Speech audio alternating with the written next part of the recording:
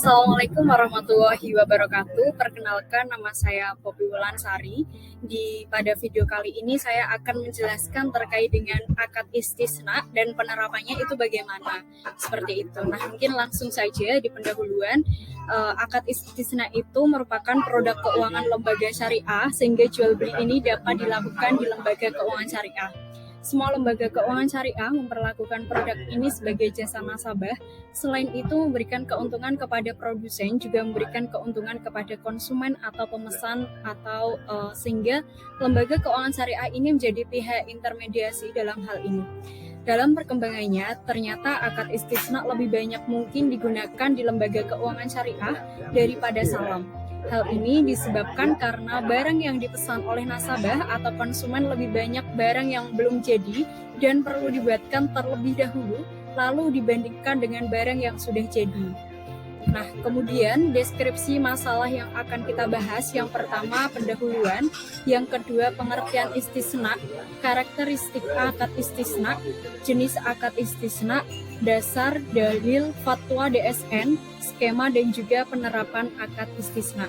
Mari kita kupas satu persatu. Nah, apa itu akad istisna?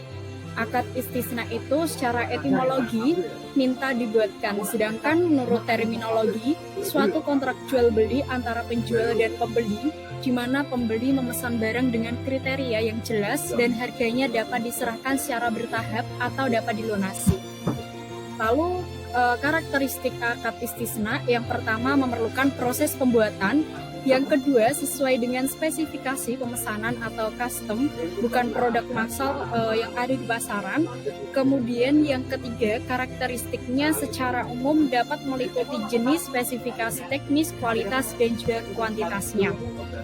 Berikut jenis akad istisna. Istisna itu akad jual beli dalam bentuk pemasanan, pembuatan barang tertentu dengan kriteria dan persyaratan tertentu yang disepakati antara pemesan atau pembeli, penjual atau pembuat, dan juga di mana untuk memenuhi kewajibannya kepada pemesan.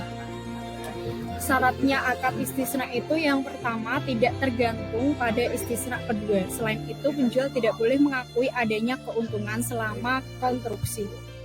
Dasar syariah yang dari istisna ini ada dua. Dari ahli Hanafiyah, Ismi Sanak mengatakan alasan mengapa hal itu dapat didasarkan pada istisan adalah karena kontrak telah dilaksanakan oleh masyarakat sejak waktu yang lama dan tidak ada pembatasannya, sehingga undang-undang lisensi dapat diklasifikasikan sebagai ijma. Yang kedua, menurut mazhab Maliki, Syafi'i, dan juga Hambali, akad istisna itu dibolehkan atau dasar akad salam dan kebiasaan manusia. Pada dalil syariah akad istisna ini ada Quran Surat Al-Baqarah ayat 275. Kemudian fatwa DSN tentang akad istisna. Menurut fatwa DSN nomor 06/DSN/MUI/Romawi 4/2000 tentang jual beli istisna. Yang pertama, ketentuan tentang pembayaran, yang kedua ketentuan tentang barang, dan yang ketiga ketentuan lain. Nah, mungkin saya akan menjelaskan satu persatu terkait dengan fatwa DSN yang sudah saya sampaikan tadi. Yang pertama, ketentuan tentang pembayaran itu, yang pertama alat bayar harus diketahui jumlah dan bentuknya, baik berupa uang, barang maupun manfaat. Yang kedua, pembayaran dilakukan sesuai dengan kesepakatan. Yang ketiga, pembayaran tidak boleh dalam bentuk pembebasan hutang. Yang kedua, ada ketentuan tentang barang. Yang pertama, harus jelas ciri-cirinya dan dapat diakui sebagai hutang. Yang kedua, harus dapat diakui spesifikasinya. Yang ketiga, penyerahannya dilakukan. Kemudian, waktu dan tempat penyerahan barangnya harus ditetapkan berdasarkan kesepakatan. Yang kelima, pembeli tidak boleh menjual barang sebelum menerimanya. Lalu tidak boleh menukar barang kecuali dengan barang sejenis sesuai kesepakatan. Kemudian dalam hal terdapat cacat atau barang sesuai dengan kesepakatan, maka pembeli boleh memilih. Berikutnya yang ketiga, ini ada ketentuan lain yang terdiri dari yang pertama, dalam hal pemesanan sudah dikerjakan sesuai dengan kesepakatan, hukumnya mengingat. Yang kedua, semua ketentuan dalam jual beli salam yang disebutkan di atas berlaku pula pada jual beli istisna. Yang ketiga, jika salah satu pihak tidak menunaikan kewajibannya atau jika terjadi perselisihan di antara kedua belah pihak, maka penyelesaiannya dilakukan melalui badan atribusi syariah atau tidak tercapai kesepakatan melalui musyawarah. Kemudian yang slide selanjutnya ini ada skema istisna. Skema istisna ini saya ingin jelaskan sedikit. Jadi gambar berikut ini skema akad istisna di mana bank syariah ini diposisikan sebagai penjual. Dalam hal ini nasabah memesan barang yang sudah sesuai spesifikasi kepada bank. Ketika sepakat bank memesan barang tersebut kepada produsen pembuat, sembari barang tersebut dibuat, nasabah membayar uang kepada bank bisa dengan bayar di awal, dicicil atau di akhir.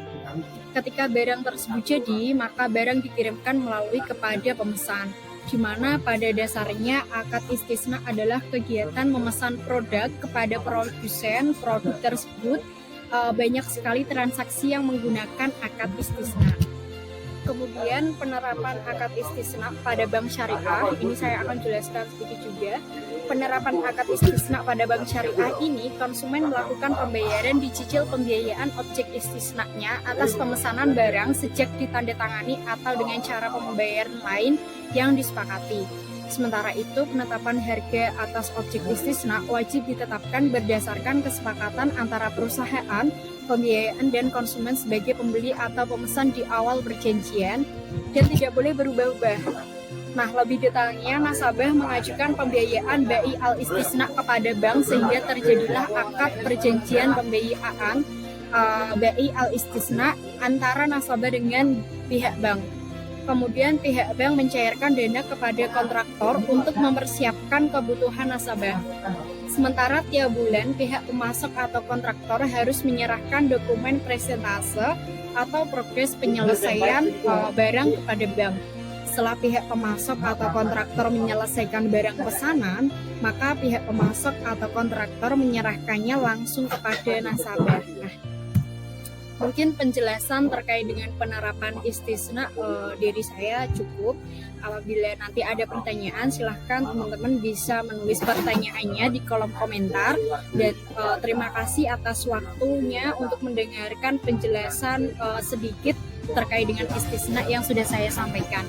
Mungkin itu yang dapat saya sampaikan, kurang lebihnya mohon maaf dan terima kasih. Wassalamualaikum warahmatullahi wabarakatuh.